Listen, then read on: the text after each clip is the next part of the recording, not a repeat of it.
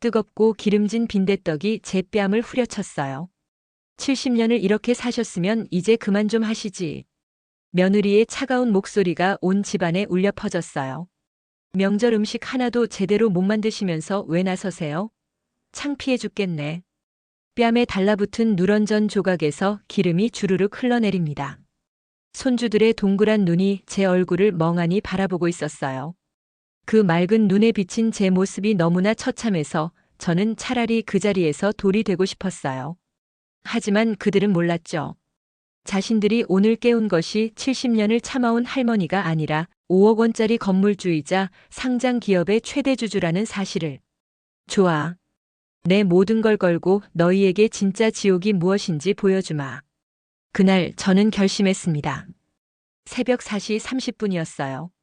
알람이 울리기도 전에 몸이 먼저 일어났죠. 삐걱거리는 무릎을 부여잡고 일어서면 온몸의 뼈마디가 비명을 질러댔어요. 젊었을 적 시장에서 생선 상자를 나르던 그때부터 제 몸은 저보다 먼저 늙어갔죠. 그래도 괜찮다고 생각했어요. 내 새끼 하나 잘 키울 수 있다면 이 한 몸 부서지는 것쯤은 아무것도 아니라고요. 부엌으로 나가 가장 먼저 쌀을 씻었어요. 쌀뜨물이 손등의 깊은 주름 사이로 스며들었죠. 돌아가신 어머니의 말씀이 떠올랐어요. 여자의 손은 그 집안의 역사라고 하셨죠. 아들 민준이가 좋아하는 북엇국을 끓였어요. 며느리 선미가 아침으로 잘 먹지 않는 나물 반찬 대신 계란말이를 부쳤죠. 제 입맛 같은 건 생각해 본 지 오래였어요. 가족들이 맛있게 먹어주는 것이 제 유일한 기쁨이었으니까요. 6시가 넘어 민준이가 굳은 얼굴로 식탁에 앉았어요. 잠이 덜 깬 얼굴로 스마트폰만 들여다보고 있었죠. 선미는 값비싼 옷에 국물이라도 튈까봐 수저를 까탈스럽게 놀렸어요. 잘 먹겠습니다. 한마디 없이 시작된 식사는 늘 그랬듯 침묵 속에서 이루어졌어요. 제가 정성껏 차린 음식들은 그저 배를 채우는 사료와 다름없어 보였죠. 그나마 제게 유일한 위안은 손주 준서와 손녀 지우였어요. 두 녀석은 제 양옆에 꼭 붙어 앉아 제가 발라주는 생선살을 오물오물 받아먹으며 웃어줬죠. 할머니 최고라는 그 한마디면 밤새 쑤시던 허리 통증도 새벽의 고단함도 눈 녹듯 사라지는 기분이었어요. 이 예쁜 내 새끼들을 위해서라면 무슨 짓이든 못할까 싶었죠. 문제는 그날 저녁에 터졌어요. 여느 때처럼 저녁 설거지를 마치고 소파에 앉아 뻐근한 허리를 두드리고 있을 때였죠. 선미가 제 옆에 바싹 다가 앉았어요. 평소에는 눈길 한 번 제대로 주지 않던 며느리의 갑작스러운 친절에 속으로 덜컥 겁이 났어요. 서류 봉투 하나를 제 앞에 내밀었죠. 최고급 수입 용지에 인쇄된 사업 계획서였어요. 선미가 운영하는 외식업체의 신규 프랜차이즈 사업에 관한 내용이었죠. 까막눈이라 그 안에 깨알 같은 글씨들을 다 읽을 수는 없었지만 번지르한 사진과 그래프만 봐도 돈 냄새가 물씬 풍겼어요. 선미의 목소리는 꿀처럼 달콤했어요. 요즘 경기가 얼마나 어려운지 아냐는 말로 시작했죠. 정말 좋은 기회가 왔다고 했어요. 이 사업만 성공하면 회사가 지금보다 몇 배는 더 커질 수 있다고요. 아이들 유학도 문제 없다고 했어요. 하지만 그 속에는 서늘한 칼날이 숨겨져 있었죠. 제 심장이 불길하게 뛰기 시작했어요. 서류 가장 밑단을 손가락으로 가리켰을 때 모든 게 명확해졌어요. 담보 제공서라고 적혀 있었죠. 그리고 그 밑에 제 이름 강민정 석자가 선명하게 적혀 있었어요. 이 집을 담보로 대출을 받아야 한다는 말이었어요. 5억이라고 했죠. 큰 금액은 아니라고 했어요. 사업이 바로 정상 궤도에 오를 거라 6개월 안에 전부 갚을 수 있다고요. 5억은 제게 거대한 돈이었어요. 그리고 이 집은 남편이 세상을 떠나며 제게 남겨준 유일한 재산이자 제 인생 그 자체였죠. 젊은 날의 피와 땀, 눈물이 벽돌 한 장 한 장에 모두 스며 있는 곳이었어요. 고개를 저었어요. 안 된다고 했죠. 이 집은 절대 안 된다고요. 이 집은 제 목숨이라고 했어요. 선미의 얼굴에서 순식간에 미소가 사라졌어요. 지금 우리 망하는 꼴 보고 싶냐는 말을 했죠. 아버지 돌아가시고 홀로 된 저를 지금까지 어떻게 모셨냐고 했어요. 준서 지우 키우면서 얼마나 눈치 보고 사는지 아냐고 물었죠. 그런데 집 한 채 아들 미래를 위해 내주는 게 그렇게 어려우냐고 했어요. 집 한 채라니. 제 세상 전부가 순식간에 그까짓 것으로 전락하는 순간이었어요. 피가 거꾸로 솟는 기분이었죠. 그때 방에서 민준이가 나왔어요. 선미가 울먹이는 목소리로 말했죠. 어머님께서 이 집 담보로 내주시는 걸 좀 어려워하신다고요. 준서랑 지우 미래가 걸린 일인데도요. 민준이가 한숨을 푹 쉬며 제게 다가왔어요. 선미가 알아서 잘하겠다고 했죠. 요즘 세상에 집 한 채 깔고 앉아 있는다고 돈이 나오는 것도 아니라고요. 그냥 도장만 한번 찍어주면 안 되냐고 물었어요. 제 귀를 의심했어요. 저 말이 제 목숨보다 귀하게 키운 아들의 입에서 나온 말이란 말인가요? 내 아들은 더 이상 내 편이 아니었어요. 사방이 벽으로 둘러싸인 방에 완전히 혼자 갇힌 기분이었어요. 그때 준서와 지우가 방에서 나왔어요. 해맑게 웃으며 제게 달려왔죠. 그 순간 저는 와르르 무너져 내렸어요. 이 아이들의 미래가 걸린 일이라는데 할머니인 내가 어떻게 외면할 수 있겠어요. 내 인생이야 어찌 되든 내 새끼들만 잘 살 수 있다면 평생을 그렇게 살아왔고 앞으로도 그럴 수밖에 없는 것이 제 운명이었어요. 떨리는 손으로 안방 장롱 깊숙한 곳에 모셔두었던 인감도장을 꺼내왔어요. 차갑고 묵직한 인감도장의 감촉이 꼭 제 삶의 무게처럼 느껴졌죠. 선미가 내민 서류 위에 제 인생을, 제 목숨을, 제 모든 것을 찍어내렸어요. 쾅 하고 도장이 찍히는 소리가 제 심장에 대못이 박히는 소리처럼 들렸죠. 도장을 찍자마자 선미의 얼굴에는 언제 그랬냐는 듯 화색이 돌았어요. 가식적인 감사를 남기고 서류를 낚아채듯 들고 방으로 들어가 버렸죠. 민준이는 끝까지 제 눈을 마주치지 못하고 슬그머니 자리를 피했어요. 거실에는 또다시 저 혼자 남았어요. 그날 밤 저는 한숨도 자지 못했어요. 천장을 바라보며 생각했죠. 제가 무슨 짓을 한 걸까요? 내 인생을 통째로 내어준 그날 이후 집안의 공기는 납덩이처럼 무겁고 차가워졌어요. 선미는 목적을 달성한 사냥꾼처럼 더 이상 제게 살갑게 굴지 않았죠. 민준이는 죄인처럼 제 눈을 피하기에 급했어요. 한 지붕 아래 살을 맞대고 사는 가족이 아니라 서로에게 보이지 않는 빚을 진 채권자와 채무자처럼 불편한 침묵만이 우리 사이를 떠다녔죠. 저는 보이지 않는 유령이라도 된 듯 가족들에게 없는 사람 취급을 받았어요.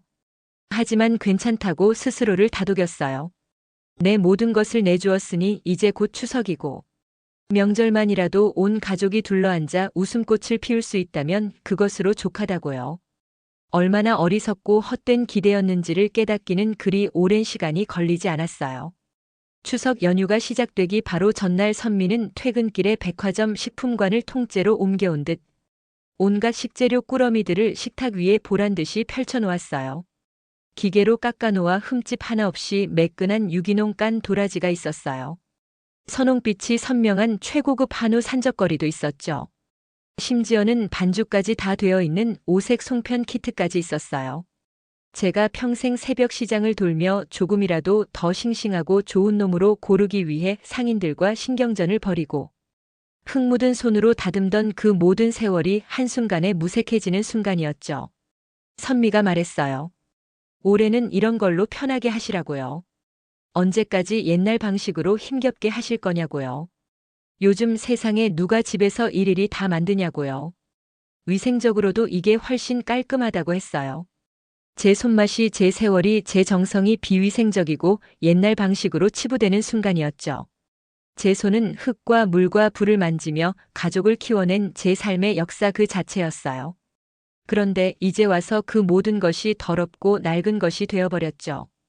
아무 말 없이 선미가 사온 재료들을 바라보았어요. 투명한 플라스틱 포장지 속의 음식들은 너무나도 반듯하고 예뻤지만 그 어디에서도 사람의 온기라고는 찾아볼 수 없는 차가운 상품일 뿐이었어요. 명절 준비는 시작부터 삐걱거렸죠. 제가 수십 년간 해오던 방식은 선미의 말 한마디에 번번이 묵살당했어요. 부엌은 더 이상 제 공간이 아니었죠. 그곳은 선미의 레스토랑 주방의 연장선이었고 저는 그저 말 못하는 보조 인력에 불과했어요. 나물은 그렇게 오래 삶으면 물러져서 식감이 다 죽는다고 했어요. 살짝 데쳐서 아삭하게 무쳐야 한다고 했죠. 요즘 트렌드를 모른다고 했어요. 선미는 제가 삶은 시금치를 건져내는 채반을 빼앗아 들고는 혀를 찼어요. 제가 보기엔 딱 알맞게 푸른빛이 고왔는데 선미의 눈에는 그저 촌스러운 음식일 뿐이었죠. 고기는 왜 이렇게 두껍게 써냐고 했어요. 요즘 사람들은 이렇게 투박한 거 안 좋아한다고 했죠. 얇고 고급스럽게 먹기 좋게 해야 한다고요. 이건 못 씹다가 턱 빠지겠다고 했어요. 제가 정성껏 칼질한 고기 조각을 집어들고는 마치 볼품없는 걸레 조각이라도 되는 양인상을 찌푸렸죠. 저는 평생을 가족의 입맛에 맞춰 음식을 해온 사람이에요. 민준이는 어떤 나물을 좋아하고 먼저 간 남편은 어떤 국을 즐겨 먹었는지 제 손끝은 가족의 역사를 기억하고 있었어요. 하지만 선미에게 제 경험과 기억은 그저 없어져야 할 낡은 관습일 뿐이었죠. 분노가 목구멍까지 치밀어 올랐지만 입술을 깨물고 참았어요. 부엌 한쪽에서 고사리 같은 손으로 알록달록한 송편 반죽을 조물락거리고 있는 준서와 지우를 보았기 때문이었죠. 아이들의 천진난만한 웃음소리가 제 마음속에서 들끓던 불을 간신히 잠재웠어요. 그래, 저 아이들을 봐서라도 참아야 한다고 생각했죠. 내가 여기서 화를 내면 이 모든 것이 깨져버린다고요. 명절은 아이들에게 즐겁고 행복한 기억으로 남아야 한다고요. 제 감정 따위는 중요하지 않았어요. 하지만 그 위태로운 평화는 오래가지 못했어요. 갈등이 폭발한 것은 동그랑땡 반죽을 만들 때였죠. 저는 늘 그래왔듯 두부의 물기를 면포에 싸서 단단히 아주 단단히 짜낸 뒤 곱게 으깨어 잘게 다진 돼지고기와 채소에 섞었어요. 그것이 훨씬 고소하고 입안에서 부드럽게 부서지는 맛을 낸다는 것을 제 혀가 제 경험이 알고 있었죠. 돌아가신 어머니께 배운 우리 집안 대대로의 비법이었어요. 그 모습을 본 선미가 질색하며 소리쳤어요. 지금 뭐 하시는 거냐고요. 자기가 사온 최고급 한돈의 두부를 왜 넣냐고 했죠. 고기 함량이 낮아진다고 했어요. 싸구려처럼 맛 떨어지게 만든다고 했어요. 선미는 제가 정성껏 버무려 만든 반죽 그릇을 제 손에서 빼앗아 들더니 단 한순간의 망설임도 없이 그대로 음식물 쓰레기통에 쏟아부어 버렸어요. 제 심장이 철렁 내려앉다 못해 바닥으로 곤두박질 쳤죠. 그것은 단순한 음식이 아니었어요. 제 시간과 정성, 제 마음이었고 돌아가신 어머니의 기억이었어요. 제 삶의 일부가 악취나는 쓰레기통 속으로 처박히는 것만 같았죠. 그냥 가만히 계시라고 했어요. 자기가 알아서 할 테니까 괜히 일만 더 만들지 말라고 했죠. 재료 아까운 줄도 모른다고 했어요. 그때 거실 소파에 거의 눕다시피 앉아 스마트폰 게임만 하던 민준이가 선미의 날카로운 목소리에 고개를 들어 부엌 쪽을 힐끔 쳐다봤어요. 저와 눈이 정면으로 마주쳤죠. 제 눈에는 도와달라는 처절한 절규가 담겨 있었어요. 내 아내가 내게 무슨 짓을 하는지 좀 보라는 원망이 담겨 있었죠. 민준이의 눈이 순간 흔들리는 것을 보았어요. 하지만 그뿐이었죠. 이내 못 볼 것을 봤다는 듯 부담스럽다는 듯 고개를 돌려 다시 스마트폰 화면에 코를 박았어요. 아내는 어머니를 모욕하고 어머니는 영혼까지 상처받고 있는데 그 아들이라는 작자는 그저 방관만 하고 있었죠. 제 가슴에 커다란 구멍이 뚫리는 기분이었어요. 피부치마저 내 편이 되어주지 않는 이 거대한 집에서 저는 완벽한 이방인이자 외톨이였어요. 민준이는 제 아들이 아니라 선미의 남편일 뿐이었죠. 결국 저는 부엌에서 완전히 쫓겨나 거실 구석의 작은 의자에 멍하니 앉아 있어야 했어요. 선미는 마치 자신이 고용한 시간제 도우미에게 지시하듯 제게 아무렇지 않게 명령을 내렸죠. 거기 앉아서 마늘이나 좀 까달라고 했어요. 손 놀리시는 것보다 낫다고 했죠. 바닥에 떨어진 밀가루나 좀 닦으라고 했어요. 어수선해서 정신 사납다고 했어요. 제 손은 평생 무언가를 만들고 키우고 보살펴온 손이었어요. 하지만 이제 그 손은 그저 며느리의 잔심부름이나 하는 쓸모없는 손이 되어 있었죠. 늦은 저녁이 되면서 아이들과 민준이는 각자의 방으로 들어갔어요. 선미는 피곤하다며 소파에 누워 TV 드라마를 보며 깔깔거리고 있었죠. 온 집안에 퍼지는 기름 냄새와 산더미처럼 쌓인 설거지. 그리고 아직 붙이지 못한 전들은 오롯이 제 몫으로 남았어요. 차가운 부엌 바닥에 쪼그려 앉아 끝도 없는 전을 부치는데 역한 기름 냄새에 머리가 지끈거리고 속이 울렁거려 헛구역질이 났어요. 허리는 끊어질 듯 아팠고 뜨거운 기름이 튀어 빨갛게 부어오른 손목은 욱신거렸죠. 문득 고개를 들어 거실을 보았어요. 한때는 남편과 아들의 떠들썩한 웃음소리로 가득 찼던 제 행복과 자부심의 공간이었어요. 하지만 이제 그곳은 제 것이 아니었죠. 화려하고 값비싼 가구와 제가 이름도 모를 장식품들로 채워진 그 공간. 어디에도 제가 발붙일 곳은 없어 보였어요. 내 집에서 나는 하녀보다도 투명인간보다도 못한 존재가 되어 있었어요. 눈물이 핑 돌았지만 저는 울지 않았어요. 눈물 대신 차갑고 단단한 무언가가 제 가슴 속에서 자라나기 시작했죠. 분노가 뜨겁게 끓어오르는 것이 아니라 오히려 얼음처럼 차갑게 식어가며 마음 한구석에 칼날처럼 날카롭게 벼려지고 있었어요. 그래 좋다고 생각했어요. 너희들이 원하는 대로 나는 그저 숨만 쉬는 늙은이 시키는 것만 하는 인형이 되어주겠다고요. 하지만 기억하라고 속으로 외쳤죠. 이 모든 수모와 멸시를 내 뼛속 깊이 내 영혼에 하나도 빠짐없이 새기고 있다는 것을요. 모든 준비를 마치고 동이 트울 무렵 잠시 허리를 펴고 창밖을 보았어요. 짙푸른 어둠이 걷히고 수평선 너머로 상처의 피멍 같은 붉은 여명이 밝아오고 있었죠. 내일은 추석이었어요. 온 가족이 모여 조상님께 차례를 지내고 덕담을 나누는 가장 즐거워야 할 날이었죠. 하지만 제 등줄기로는 이유를 알 수 없는 서늘한 한기가 흘렀어요. 그것은 새벽에 찬 공기 때문이 아니었죠. 곧 닥쳐올 내 인생을 송두리째 뒤흔들 거대한 폭풍의 전조였어요. 저는 더 이상 그 폭풍이 두렵지 않았어요. 오히려 기다려졌죠. 이 지옥 같은 모든 것을 끝장내줄 폭풍이요. 추석날 아침이 밝았어요. 밤새 저를 짓누르던 악몽 같은 기름 냄새는 온 집안에 더욱 짙게 배어 숨을 쉴 때마다 제 영혼을 갉아먹는 듯 했죠. 밤새 뜬 눈으로 지새운 탓에 온몸이 천근만근이었지만 저는 기계처럼 몸을 일으켜 가장 먼저 차례상에 올릴 탕국을 데웠어요. 오늘은 추석이니까 조상님 뵐 낯이라도 있어야 하니까요. 거실에는 선미가 백화점에서 사온 값비싼 병풍이 펼쳐져 있었고 그 앞 교자상 위에는 제가 밤새 만든 음식들이 빈틈없이 올라가 있었어요. 제가 만든 음식들이었지만 제 것은 아니었죠. 모든 음식은 선미의 날카로운 검사를 거쳐야만 상 위에 오를 자격을 얻었어요. 조금이라도 모양이 흐트러지거나 색이 바랜 것들은 가차없이 쓰레기통으로 직행했죠. 상 위에 오른 것은 음식이 아니라 선미의 완벽주의를 과시하기 위한 전시품에 불과했어요. 민준이와 손주들이 곱게 한복을 차려입고 나왔어요. 선미는 마치 자신이 이 집안의 대를 이은 종부라도 되는 양우아한 자태로 향을 피우고 술을 따랐죠. 저는 그저 구석에 서서 그 모습을 지켜볼 뿐이었어요. 제사를 주관하는 것은 아들이어야 했고 그를 돕는 것은 집안의 가장 큰 어른인 저여야 했어요. 하지만 이 집의 법은 선미였죠. 저를 올릴 때 삐걱거리는 무릎을 굽혀 저를 올렸어요. 지방에 쓰인 남편의 이름을 보는데 눈물이 왈칵 쏟아질 것 같았죠.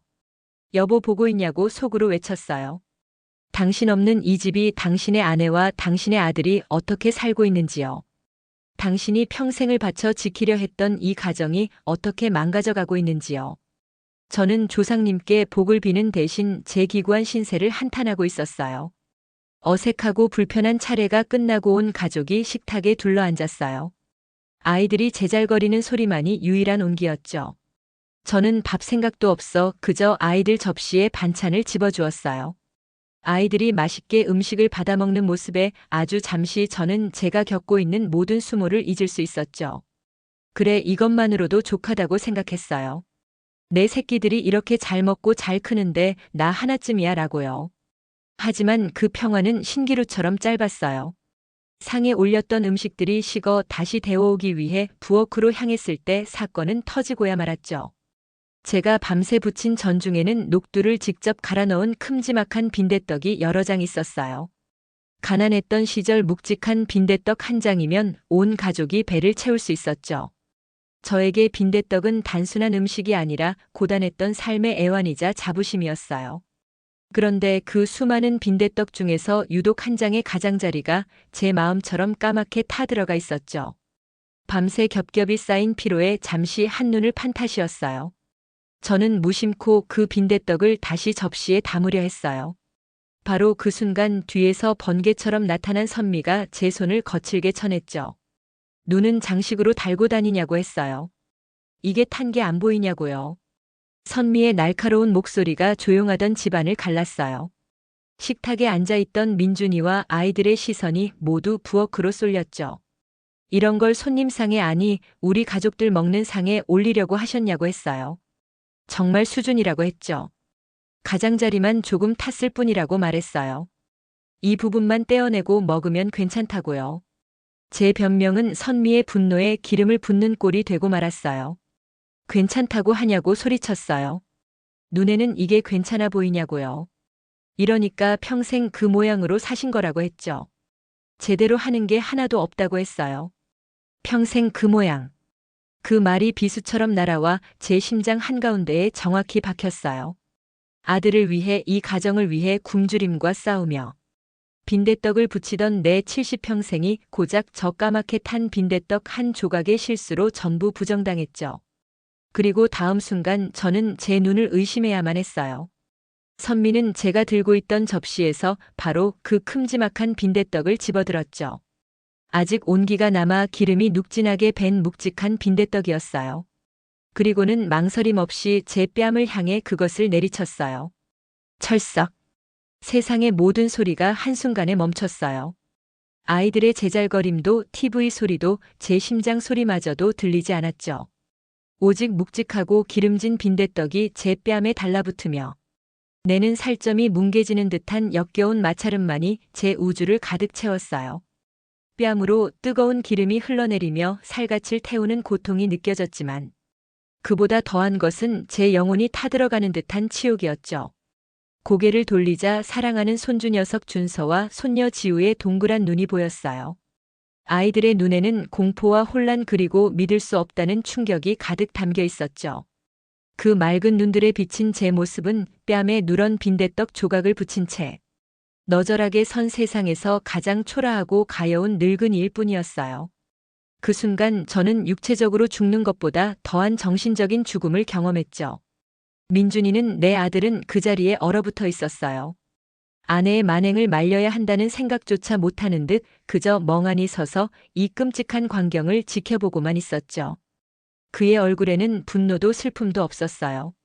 오직 이 상황을 어떻게든 피하고 싶어하는 비겁한 당혹만이 서려 있었죠. 저는 깨달았어요. 저 아들은 더 이상 나를 지켜줄 수 없다는 것을요. 아니 지켜줄 의지조차 없다는 것을요. 선미는 분이 풀리지 않는다는 듯 씩씩거리며 제게 마지막 결정타를 날렸어요. 정신 차리라고 했죠. 이 집안의 격은 자기가 지키는 거니까 저는 그냥 시키는 일이나 조용히 하라고 했어요. 그 말을 끝으로 선미는 아무 일도 없었다는 듯 거실로 돌아가 아이들을 달랬어요. 괜찮다고 했죠. 할머니랑 엄마랑 장난친 거라고요. 저 가증스러운 목소리. 저는 한동안 그 자리에 못 박힌 듯 서 있었어요. 뺨에서 흘러내린 기름이 턱을 타고 떨어져 제 한복 옷깃을 적셨죠.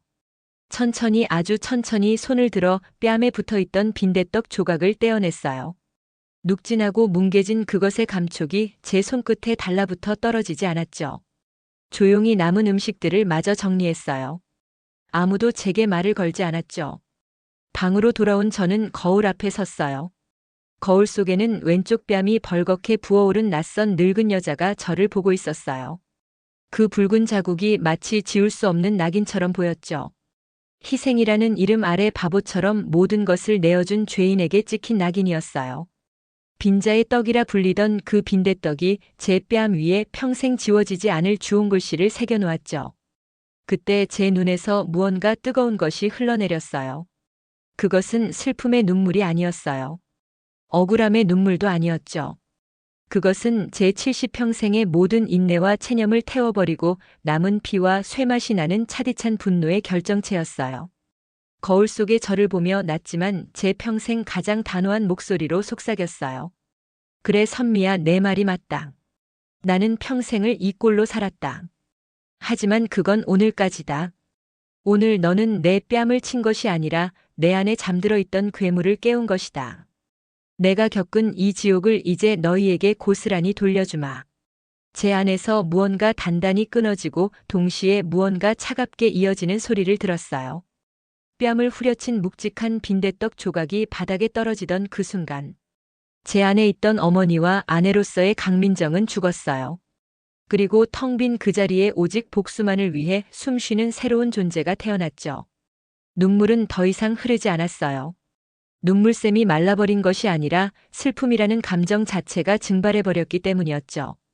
남은 것은 오직 얼음장같이 차가운 분노와 그 분노를 실행에 옮기기 위한 맑고 투명한 계산뿐이었어요. 방에서 나온 저는 아무 일도 없었다는 듯이 식탁으로 향했어요. 뺨에 붉은 자국을 본 아이들이 겁에 질려 제 눈치를 살폈지만 저는 그저 희미하게 미소만 지어 보였죠. 그 미소가 얼마나 섬뜩하고 부자연스러웠을지 그때는 아무도 몰랐을 거예요. 제 목소리는 놀라울 정도로 평온했어요. 선미는 제 그런 모습을 보고 의아하다는 표정을 짓더니 이내 경멸과 승리감이 뒤섞인 웃음을 흘렸어요. 꼴 좋다, 이제야 내 분수를 아는구나 하는 눈빛이었죠. 민준이는 여전히 제 눈을 마주치지 못하고 고개를 숙인 채 밥만 씹고 있었어요. 가여운 내 아들이라고 생각했죠. 제 어미가 이토록 끔찍한 수모를 당했는데도 그는 제 아내의 심기를 거스를까봐 숨조차 제대로 쉬지 못하고 있었어요. 식사가 끝나자 저는 기계처럼 자리에서 일어나 산더미처럼 쌓인 그릇들을 치우기 시작했어요. 제 움직임에는 더 이상 체념도 억울함도 없었죠. 그저 해야 할 일을 하는 로봇처럼 망설임도 감정도 없는 동작만이 이어졌어요. 그릇이 싱크대에 부딪히는 소리가 유난히 크고 날카롭게 들렸죠. 그날 오후 내내 저는 유령처럼 집안을 떠돌며 묵묵히 해야 할 일을 했어요. 바닥을 닦고 널어놓은 빨래를 개고 아이들 간식을 챙겼죠. 제 침묵이 길어질수록 가족들은 오히려 저를 편하게 생각하는 듯 했어요. 그들은 제 침묵을 완전한 굴복의 신호로 받아들인 거예요. 드디어 저 고집센 늙은이가 제 뜻대로 길들여졌다고 그렇게 착각한 거죠. 저녁 시간이 되어 선미는 저녁 약속이 있다며 한껏 치장을 하고 나섰어요. 현관문을 나서기 전 마치 자선이라도 베푸는 듯 제게 말했죠. 저녁은 남은 음식들로 대충 챙겨 드시라고요.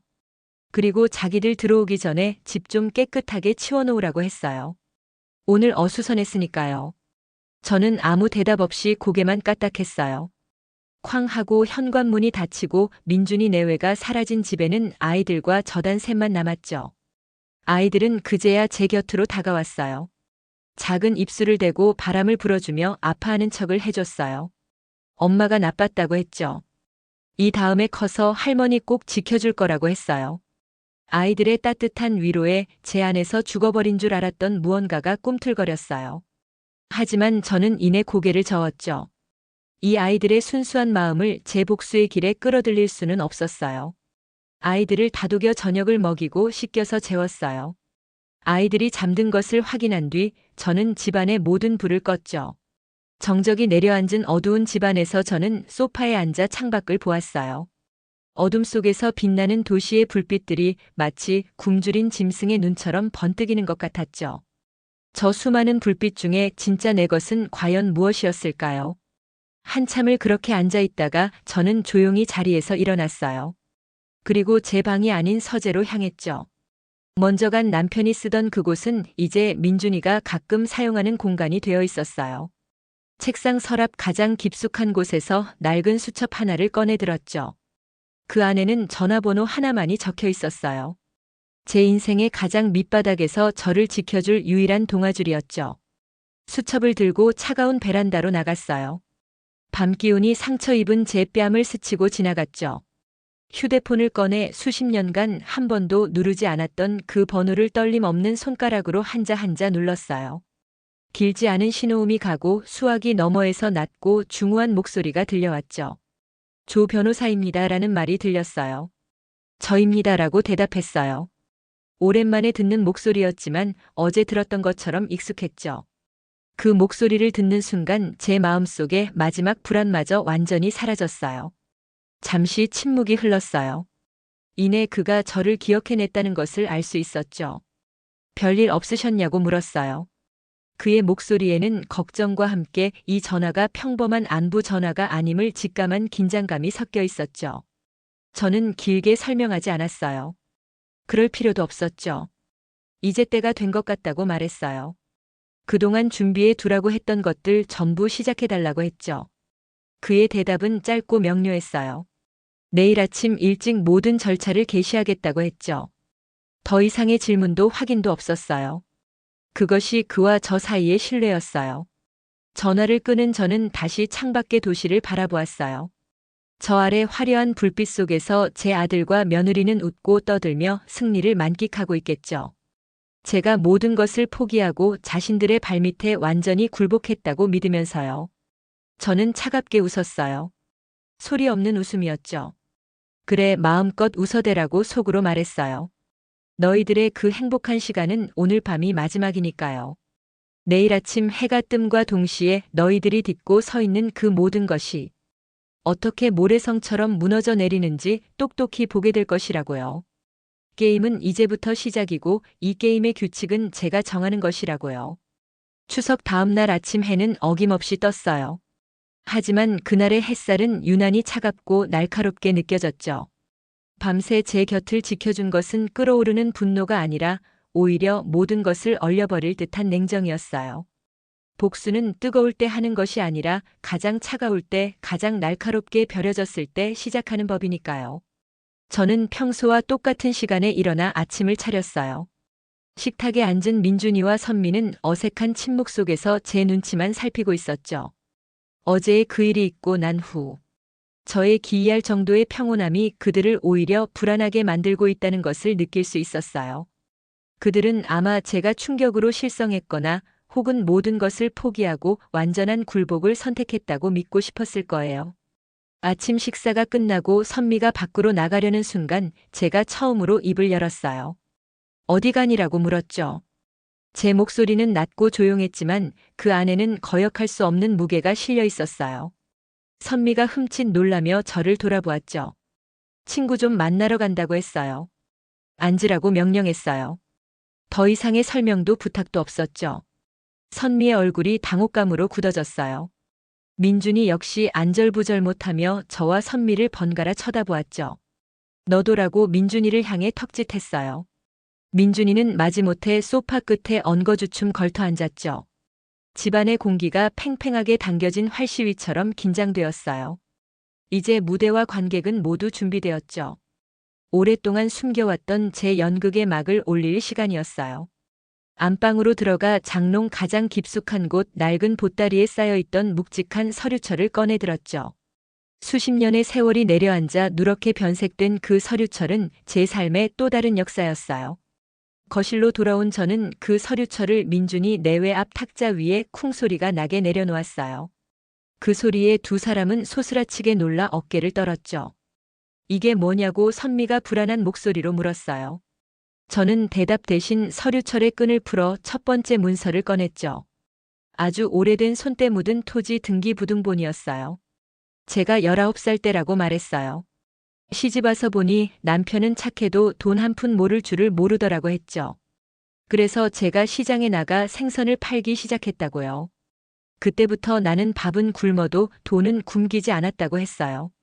남들 금반지 살 때 저는 땅을 샀다고요. 아무도 거들떠보지 않는 경기도 외곽에 버려진 밭대기, 강원도 산골에 쓸모없는 임야 같은 것들이었죠.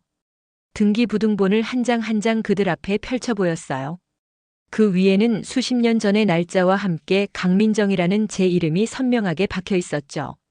말도 안 된다고 선미가 믿을 수 없다는 듯 중얼거렸어요. 이게 다 진짜냐고 물었죠. 진짜인지 아닌지는 여기 적힌 주소를 지금 당장 검색해보면 알 거라고 했어요. 민준이가 떨리는 손으로 스마트폰을 꺼내 주소를 입력하기 시작했죠. 그의 얼굴이 순식간에 하얗게 질려갔어요. 제가 샀던 그 버려진 땅들은 이제 신도시 개발 부지가 되고 대규모 산업단지가 계획되어 있었어요. 가격은 수백 수천 배가 뛰어 있었죠. 그리고 이건이라고 말하며 다음 서류 뭉치를 꺼냈어요. 내가 그렇게 자랑스러워하는 외식 사업체 본사 건물과 지금 내가 운영하는 강남 직영점의 토지 등기부등본이라고 했죠. 선미의 눈이 지진이라도 난 듯 흔들렸어요. 그녀는 본사 건물을 법인이 임대계약으로 운영하고 있는 줄 알고 있었죠. 거기 주인 나다라고 말했어요. 강민정이라고요. 내가 매달 꼬박꼬박 비싼 임대료를 내고 있는. 그 건물의 주인이 바로 내가 무시하고 멸시하던 이 시어머니라고요. 거짓말이라고 선미가 비명을 질렀어요. 거짓말이라고요. 저는 그녀의 발악을 차갑게 바라보며 마지막 서류를 꺼내들었어요. 그것은 선미 회사의 지분 구조와 투자 계약서에 관한 서류들이었죠. 내가 사업을 확장할 때마다 어디선가 나타나 너를 도와주던 얼굴 없는 투자자가 있었지라고 말했어요. 내가 위기에 처할 때마다 기적처럼 나타나 자금을 대주던 키다리 아저씨가요. 그게 누군지 궁금하지 않았냐고 물었죠. 선미의 눈을 똑바로 꿰뚫어 보며 말했어요. 그 투자자가 바로 나라고요. 선미의 입이 벌어졌어요. 그녀의 얼굴에서 피기가 완전히 가시는 것이 보였죠. 회사 지분 70%를 내가 가지고 있다고 말했어요. 너는 그저 월급 받고 일하는 바지 사장이었을 뿐이라고요. 내가 이룬 것은 사실 내 돈으로 쌓아올린 모래성이었다는 뜻이라고 했죠. 정적이 흘렀어요. 세상의 모든 소음이 사라진 듯한 완벽한 침묵이었죠. 그 침묵을 깬 것은 털썩하는 소리였어요. 선미가 그 자리에 주저앉은 거예요. 그녀는 더 이상 화려한 CEO가 아니었죠. 모든 것을 잃고 길바닥에 나앉은 패배자일 뿐이었어요. 이게 다 무슨 이라고 민준이가 말을 더듬으며 제게 물었어요. 아들을 향해 고개를 돌렸죠. 제 눈에는 더 이상 연민도 모성애도 없었어요. 너는 내 아내가 내 어미의 뺨을 빈대떡으로 후려칠 때 그저 방관만 했다고 말했어요. 아니, 너는 내 아내의 편에 섰지라고요. 그러니 너도 대가를 치러야 한다고요. 이 집 아버지와 나의 피와 땀이 서린 이 집의 온전한 권리를 내가 오늘로 다시 찾아온다는 뜻이라고 했죠. 너희 탐욕으로 더럽혀진 등기부등본을 깨끗하게 만들어 이 집에서 너희의 흔적을 완전히 지워버리겠다고요. 어머니, 제발 잘못했어요 라고 선미가 무릎으로 기어와 제 다리에 매달렸어요. 제가 정말 잘못했다고 했죠. 미쳤었나 보라고 했어요. 제발 용서해달라고 빌었죠. 저는 제 다리에 매달린 선미의 손을 차갑게 떼어내며 말했어요. 용서라는 말을 배운 적이 없다고요. 나는 오직 되갚아주는 것만 배웠을 뿐이라고요. 자리에서 일어나 제 전화를 받기 위해 대기하고 있을 조 변호사에게 전화를 걸었어요. 그리고 스피커폰으로 전환했죠. 민준이 내외가 모두 들을 수 있도록요. 조 변호사 나라고 말했어요. 지금 즉시 선미 회사의 모든 자금을 동결하라고 했죠. 그리고 내가 가진 지분 전량을 이용해 대표이사 선미에 대한 해임 절차를 개시해달라고 했어요. 이유는 배임과 횡령이라고 했죠. 자세한 증거 자료는 곧 보내겠다고요. 알겠다는 조 변호사의 목소리가 스피커폰을 통해 울려 퍼졌어요. 즉시 처리하겠다고 했죠. 전화를 끊자 선미는 실성한 사람처럼 울부짖기 시작했어요. 민준이는 얼굴을 감싸 쥔 채 짐승 같은 소리를 내며 흐느꼈죠.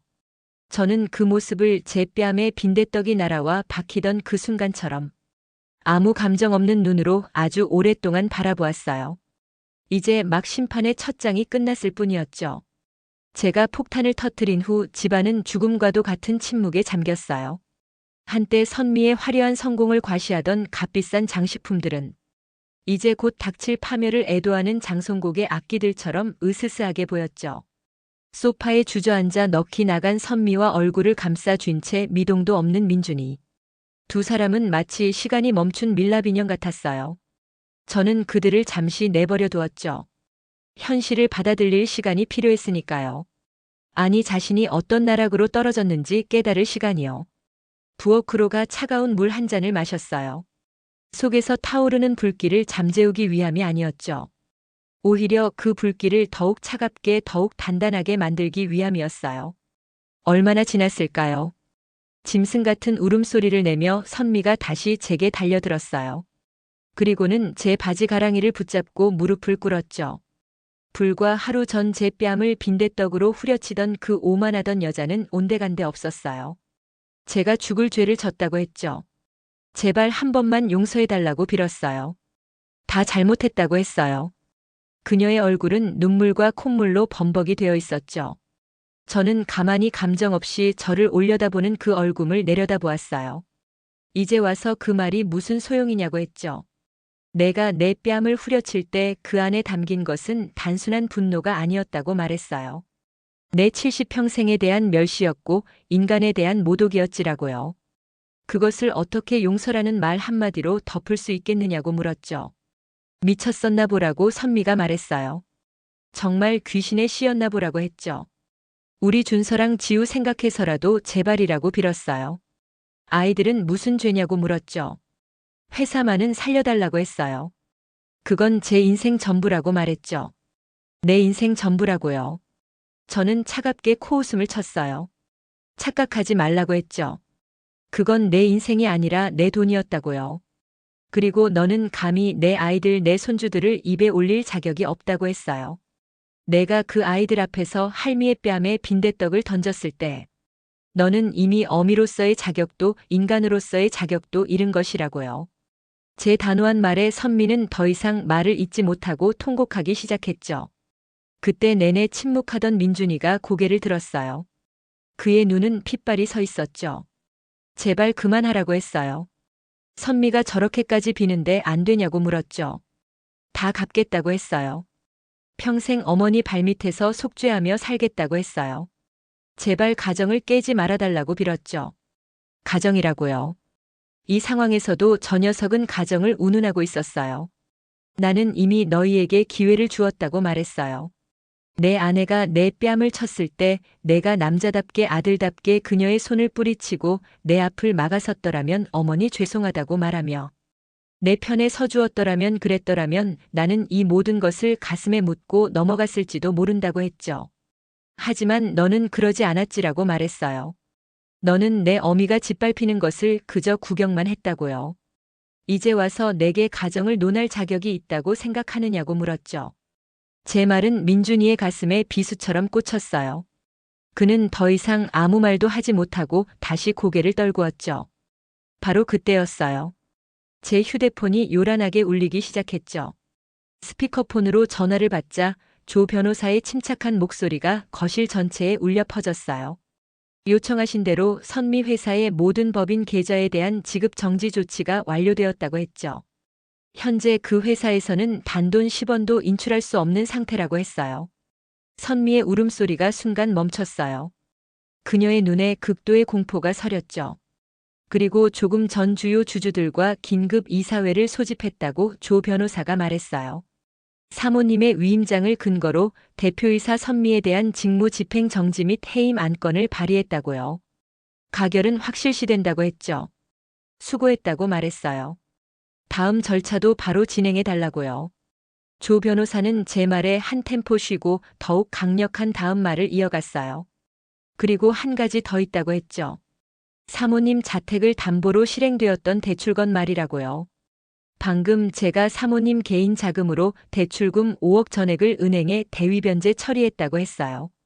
선미와 민준이의 얼굴이 하얗게 질렸어요. 그들은 이 말의 진짜 의미를 아직 깨닫지 못하고 있었죠. 그게 무슨 말이냐고 민준이가 멍청하게 물었어요.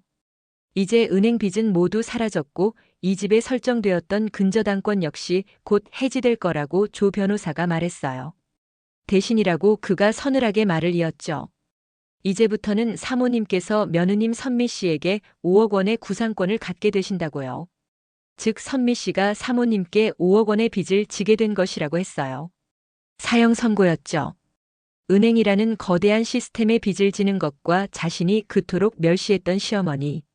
개인에게 빚을 지는 것은 차원이 다른 지옥이었어요. 선미는 이제 숨 쉬는 것조차 힘들어 보였죠. 전화를 끄는 저는 바닥에 주저앉아 넋이 나간 두 사람을 향해 마지막 명령을 내렸어요. 들었겠지라고 말했어요. 너희 회사는 망했고 너는 이제 내게 5억의 빚까지 진 신세라고요. 그리고 이 집 너희가 감히 담보로 잡았던 내 집은 이제 그 어떤 빚도 없는 깨끗한 내 소유로 돌아왔다고 했죠. 그리고 이제 너희가 이 집에 머무를 이유는 단 하나도 없다는 뜻이라고 말했어요. 현관문을 향해 손가락을 뻗었죠. 내일 정오까지라고 말했어요. 내일 정오까지 너희들의 모든 짐을 싸서 이 집에서 당장 나가라고요. 두 사람의 절규가 집안을 울렸지만 제 마음은 조금도 흔들리지 않았어요. 만약 내일 정오까지 나가지 않으면 그때는 내가 너희를 무단 침입으로 경찰에 신고할 것이라고 했죠. 그리고 내 빚 5억 원에 대해서는 하루라도 연체될 시 즉시 법이 허용하는 모든 수단을 동원해 추심을 시작할 것이라고요. 내가 가진 명품 가방 옷가지 하나까지 모두 압류해서라도 받아낼 테니 그리 알라고 말했어요. 내 말 허투루 듣지 않는 게 좋을 거라고 했죠. 그 말을 끝으로 제 방으로 들어와 문을 잠갔어요. 문 밖에서 두 사람의 울음소리와 절규 서로를 원망하는 소리가 뒤섞여 들려왔지만 제게는 그저 멀리서 들려오는 소음일 뿐이었죠. 창가에 서서 어두워진 하늘을 바라보았어요. 수십 년간 저를 짓눌러왔던 희생이라는 굴레, 인내라는 족쇄가 오늘로써 모두 부서져 내렸어요. 뺨에 남은 붉은 자국은 여전히 화끈거렸지만 이상하게도 마음은 싸늘하도록 평온했죠. 이것이 끝이 아님을 알고 있었어요. 이제 겨우 지옥의 문턱을 넘었을 뿐이라는 것을요. 하지만 저는 두렵지 않았어요. 오히려 내일이 그들이 모든 것을 잃고 내 집에서 쫓겨나는 그 순간이 기다려졌죠. 제 손으로 직접 제 인생의 정의를 실현하는 그 순간이요. 제가 퇴거 명령을 내린 다음 날 아침 집안은 묘한 정적에 휩싸여 있었어요. 밤새 울부짖고 서로를 탓하던 소리는 잦아들고 마치 폭풍이 휩쓸고 간 폐허처럼 공허한 침묵만이 남았죠. 벽시계의 째깍거리는 소리조차 유난히 크게 들렸어요. 저는 평소와 같이 일어나 아이들의 아침을 차렸어요. 준서와 지우는 어른들의 살벌한 분위기를 감지했는지 말없이 밥만 꾸역꾸역 넘기고 있었죠. 평소라면 제잘거렸을 아이들이 오늘따라 유난히 조심스럽게 숟가락을 들고 있었어요. 그 작은 어깨가 움츠러든 모습을 보니 제 가슴이 찢어질 것 같았어요. 이 아이들에게는 아무런 잘못이 없는데 어른들의 싸움 때문에 이렇게 위축되어 있다니요. 하지만 저는 고개를 저었어요. 이 아이들의 미래를 위해서라도 이 썩어 빠진 뿌리는 반드시 도려내야만 했죠. 지금 당장은 아이들이 힘들어하겠지만 더 큰 상처를 받기 전에 정리하는 것이 옳다고 스스로를 다독였어요. 아침 식사가 끝날 무렵 초인종이 울렸어요. 딩동딩동 짧고 명확한 소리가 고요했던 집안에 메아리 쳤죠. 선미와 민준이는 소스라치게 놀라 현관 쪽을 바라보았어요. 선미의 얼굴에는 순간 공포가 스쳤고 민준이는 당황한 기색이 역력했죠. 그들은 누가 올지 미리 짐작하고 있었던 것 같았어요. 제가 보낸 사람들이었죠. 사모님 말씀하신 대로 왔다는 인사와 함께 건장한 남자 몇몇이 조용히 집 안으로 들어섰어요. 그들의 움직임은 전문적이고 효율적이었죠. 불필요한 말은 하지 않았고 감정적인 반응도 보이지 않았어요. 그들은 이사 짐센터 직원들이 아니었어요. 제가 고용한 이런 일을 전문적으로 처리하는 사람들이었죠. 이런 상황에서 일어날 수 있는 모든 변수를 고려하고 감정적인 충돌 없이 깔끔하게 일을 마무리할 수 있는 전문가들이었어요. 지금부터 저 두 사람의 짐을 싸서 이 집 밖으로 빼내라고 명령했어요. 값비싼 물건 하나라도 상하지 않도록 조심하고 빠뜨리는 것 없이 꼼꼼하게 하라고 했죠. 제 목소리는 차갑고 단호했어요. 한치의 망설임도 없었죠. 이미 결정한 일이었고 돌이킬 생각도 없었어요. 제 명령에 남자들은 일사불란하게 움직이기 시작했어요. 마치 군대에서 훈련받은 것처럼 정확하고 신속했죠. 선미의 화려한 옷과 가방들이 하나씩 옷장에서 나와 상자에 담겼어요. 명품 핸드백, 비싼 구두, 화려한 액세서리들이요. 한때 그녀의 성공과 부를 상징했던 물건들이 이제는 그저 짐이 되어 포장되고 있었죠.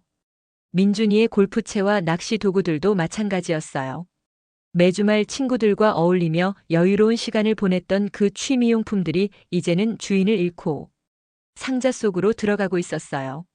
선미는 그 모습을 망연자실하게 쳐다보다가 갑자기 미친 사람처럼 달려들어 상자를 붙잡았죠. 안 된다고 소리쳤어요. 이거 만지지 말라고요. 다 내 거라고 했어요. 그녀의 목소리는 날카롭고 절망적이었죠. 평소에 우아하고 세련된 모습은 온데간데 없고 마치 모든 것을 잃어버린 사람의 마지막 발악처럼 보였어요. 그녀는 한 손으로는 명품 가방이 든 상자를 붙잡고 다른 한 손으로는 남자들을 밀어내려 했어요. 하지만 그녀의 발악은 소용없었죠. 남자들은 묵묵히 자신의 일을 할 뿐이었어요. 감정에 휩쓸리지 않고 차분하고 전문적으로 업무를 처리했죠. 선미가 아무리 소리를 지르고 매달려도 그들의 손길은 멈추지 않았어요. 오히려 더욱 조심스럽게 하지만 확실하게 짐을 정리해 나갔죠. 민준이는 그저 벽에 기댄 채 초점 없는 눈으로 허공만 바라보고 있었어요.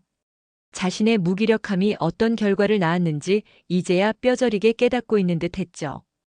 평생 어머니의 그늘 아래 편안하게 살아왔던 그가 처음으로 현실의 냉혹함을 마주하고 있었어요. 그의 얼굴에는 후회와 자책 그리고 앞으로 닥칠 일들에 대한 두려움이 뒤섞여 있었죠. 이것도 가져가나요? 라고 남자 중 한 명이 조심스럽게 물었어요. 그가 가리킨 것은 벽에 걸린 가족 사진이었죠. 행복했던 시절의 모습이 담긴 그 사진을 저는 잠시 바라보았어요. 민준이의 결혼식 사진, 아이들이 태어났을 때 찍은 사진, 가족 여행을 갔을 때의 사진들이요. 한때는 이 집의 소중한 추억이었던 것들이 이제는 그저 쓰라린 과거의 흔적으로만 남아 있었죠. 가져가라고 단호하게 말했어요. 그것들도 그들의 것이니까요. 정오가 되자 집은 선미와 민준이의 흔적이 모두 지워진 채 텅 비었어요. 방 안에 있던 가구들과 개인 물품들이 모두 사라지고 나니 집이 훨씬 넓어 보였죠.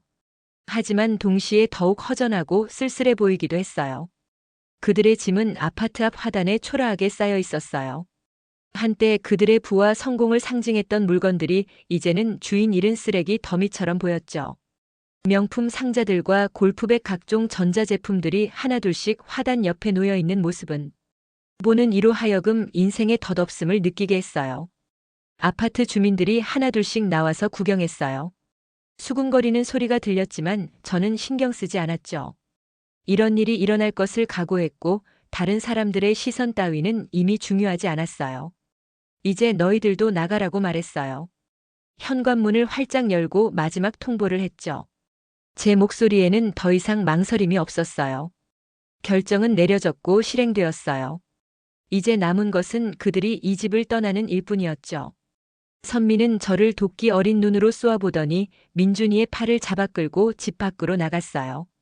그녀의 눈빛에는 증오와 원망 그리고 믿을 수 없다는 표정이 뒤섞여 있었죠. 평생 이런 굴욕을 당해본 적이 없었을 그녀에게는 이 모든 상황이 악몽처럼 느껴졌을 거예요. 그렇게 그들은 자신들이 주인이라 착각했던 그 집에서 맨몸으로 쫓겨났어요. 손에 들고 나간 것이라고는 지갑과 휴대폰뿐이었죠. 현관문이 닫히는 소리가 유난히 크게 들렸어요. 그 소리와 함께 지난 몇 년간 이어져 온 고통스러운 동거가 마침내 끝났죠. 그 후 며칠간 저는 조 변호사를 통해 선미 회사가 무너져 내리는 과정을 보고받았어요. 모든 자금이 동결되고 대표이사가 해임되었다는 소식이 퍼지자 도미노처럼 모든 것이 한꺼번에 쏟아져 내렸죠. 회사의 주요 임원들이 하나둘씩 사표를 내기 시작했어요. 투자자들은 투자금 회수를 요구했죠. 식자재를 공급하던 거래처들은 대금을 받지 못할까봐 납품을 중단했어요. 프랜차이즈 가맹점주들은 본사의 부도덕함을 비난하며 집단 소송을 준비했죠. 언론에서는 한때 성공 신화로 칭송받던 젊은 CEO의 몰락에 대해 온갖 기사를 쏟아냈어요. 조 변호사는 매일 아침 상황 보고서를 보내왔어요. 회사 매출의 급격한 하락, 주가의 폭락, 은행의 대출 회수 압박, 직원들의 대량 사직이요. 한때 탄탄해 보였던 선미의 제국이 카드로 쌓은 집처럼 순식간에 무너져 내리고 있었죠. 며칠 뒤 저는 민준이에게서 전화를 받았어요. 목소리는 잠겨 있었고 지칠 대로 지쳐 있었죠. 평소 또렷하고 자신감 넘쳤던 목소리는 온데간데 없고 마치 모든 기력을 잃어버린 사람의 목소리였어요. 저희 이제 정말 갈 곳이 없다고 했어요. 찜질방이랑 친구 집을 전전하고 있다고요. 선미는 매일 술만 마신다고 했죠. 민준이의 목소리에는 절망감이 배어 있었어요. 한때 성공한 사업가의 아내로서 화려한 삶을 살았던 선미가 이제는 술로 현실을 도피하려 한다는 것이었죠. 제 대답은 차가웠어요. 조금의 동정심도 보이고 싶지 않았죠. 이미 수없이 기회를 주었고 경고도 했어요. 하지만 그들은 끝까지 제 말을 무시했죠. 제발 저희가 살던 집은 아니더라도 작은 방이라도 하나 얻을 수 있게 도와달라고 빌었어요. 평생 일해서 갚겠다고 했죠. 민준이의 목소리에는 일말의 기대감이 섞여 있었어요. 피를 나눈 어이라면 자식이 이 지경이 되었는데 마냥 외면하지는 못할 것이라는 그 얄팍한 믿음이요. 하지만 그는 착각하고 있었어요. 저는 이미 그런 감정적 유대를 포기했죠. 나는 이미 너희에게 충분한 기회를 주었다고 말했어요. 하지만 너는 그 기회를 제 발로 걷어찼지라고요. 이제 와서 내게 무엇을 바라는 것이냐고 물었죠. 어머니라고 민준이의 목소리에 간절함이 묻어났어요. 한 가지 방법이 있기는 하다고 말했어요. 잠시 침묵을 유지한 후 말을 이었죠. 수화기 너머로 민준이가 숨을 삼키는 소리가 들렸어요. 마지막 희망의 끈을 붙잡으려는 듯 했죠. 그 여자와 이혼해라라고 말했어요. 내라고 민준이의 목소리가 떨렸어요. 예상하지 못했던 조건이었던 모양이었죠. 선미 그 여자와 깨끗하게 정리하고 내 앞에 오라고 했어요. 내 어미의 뺨에 빈대떡을 올려놓고도 반성조차 모르는 그 여자와 나는 더 이상 한 가족으로 얽히고 싶지 않다고 했죠. 내가 정말로 속죄하고 싶다면 그 여자와의 악연부터 끊어내라고 말했어요. 그것이 유일한 길이라고요. 어떻게 그런 말씀을 하시냐고 민준이가 물었어요. 선미도 제 아내고 아이들 엄마라고 했죠. 선택은 내가 하는 것이라고 말했어요. 그 여자를 선택하고 평생을 찜질방에서 살든 아니면 그 여자를 버리고 사람답게 살 수 있는 마지막 기회를 잡든 나는 더 이상 강요하지 않겠다고 했죠. 그 말을 끝으로 전화를 끊어버렸어요. 잔인한 말이라는 것을 알고 있었어요. 하지만 썩은 부인은 도려내야 새살이 돋는 법이죠. 민준이가 진정으로 새로운 삶을 살기 원한다면 자신의 인생을 좀먹어온 그 암덩어리 같은 존재부터 스스로 끊어내야만 했어요. 그날 밤 저는 잠든 아이들의 얼굴을 한참 동안 들여다보았어요. 아무것도 모른 채 평온하게 잠든 얼굴이었죠. 준서는 엄지손가락을 빨면서 자고 있었고 지우는 인형을 꼭 안고 있었어요. 이 순수한 아이들이 어른들의 복잡한 갈등에 휘말리지 않고 건강하게 자랄 수 있도록 하는 것이 제 책임이었죠. 저는 이 아이들을 위해서라도 더 강해져야 한다고 다짐했어요. 더 이상 누구에게도 휘둘리지 않고 오롯이 내 힘으로 이 아이들을 지켜내야 한다고요. 며칠 후 민준이에게서 다시 연락이 왔어요. 그의 목소리는 모든 것을 체념한 듯 이상할 정도로 차분했죠. 마치 큰 결심을 내린 사람의 목소리 같았어요. 어머니 말씀하신 대로 하겠다고 했어요. 그 한마디에는 깊은 절망과 함께 어떤 각오 같은 것도 섞여 있었죠. 저는 아무 말 없이 전화를 끊었어요. 가슴 한구석이 싸늘하게 아려왔지만 후회는 없었죠. 이것은 파멸이 아니라 새로운 시작을 위한 어쩔 수 없는 과정이었어요. 선미의 제국은 완벽하게 무너졌고 이제 제 아들은 제 앞에 홀로 서야만 했어요. 모든 것을 잃은 빈손으로요. 그가 과연 자신의 선택을 책임지고 새로운 길을 걸어갈 수 있을지, 아니면 또다시 좌절하고 무너질지는 이제 오롯이 그의 몫으로 남았죠. 민준이의 전화를 끊은 후 저는 아주 오랫동안 창밖에 서서 어둠이 내려앉은 도시를 바라보았어요. 수화기 너머로 들려오던 민준이의 마지막 목소리가 묵직한 돌덩이가 되어 제 가슴을 짓눌렀죠.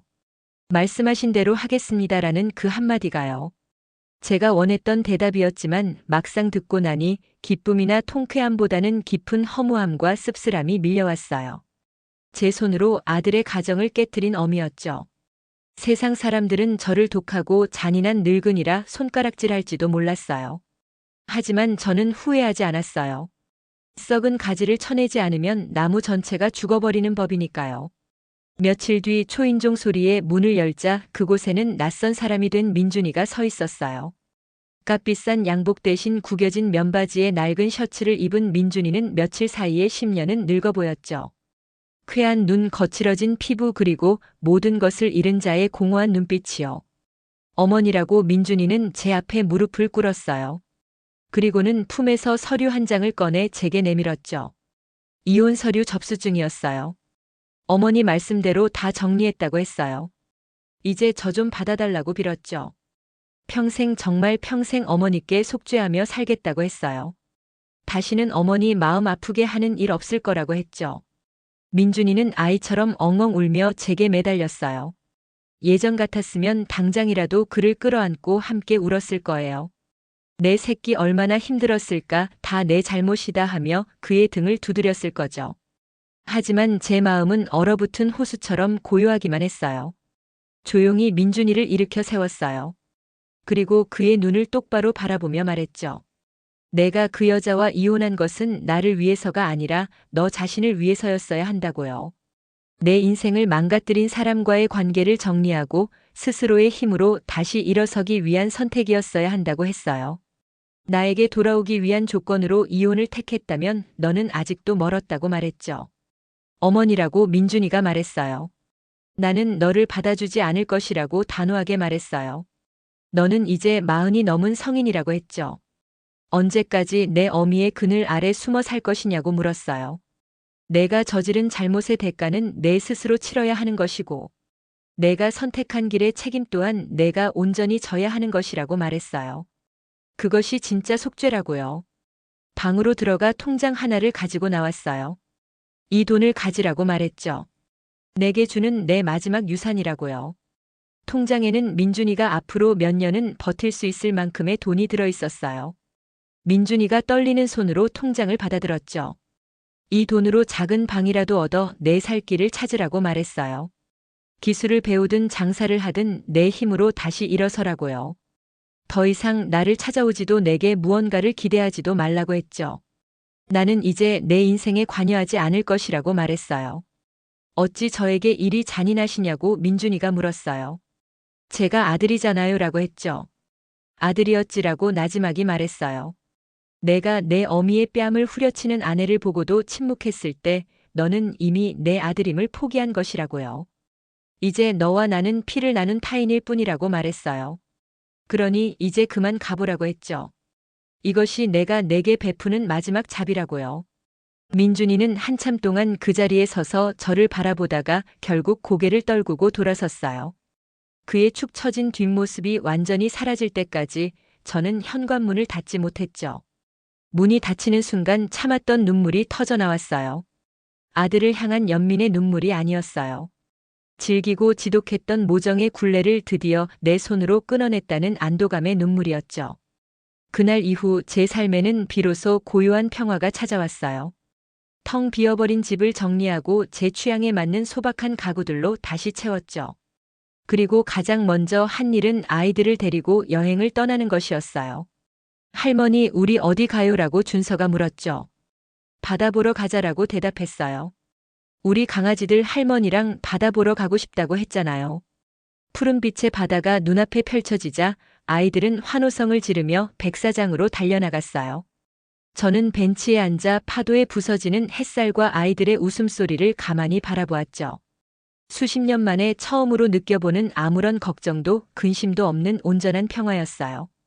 뺨을 스치는 바닷바람이 마치 먼저 간 남편의 손길처럼 다정하게 느껴졌죠. 여보, 나 이제야 좀 행복해진 것 같소라고 속으로 말했어요. 당신이 없어서 허전하지만 그래도 나 씩씩하게 잘 살아볼라요라고요. 우리 손주들 잘 키우면서요.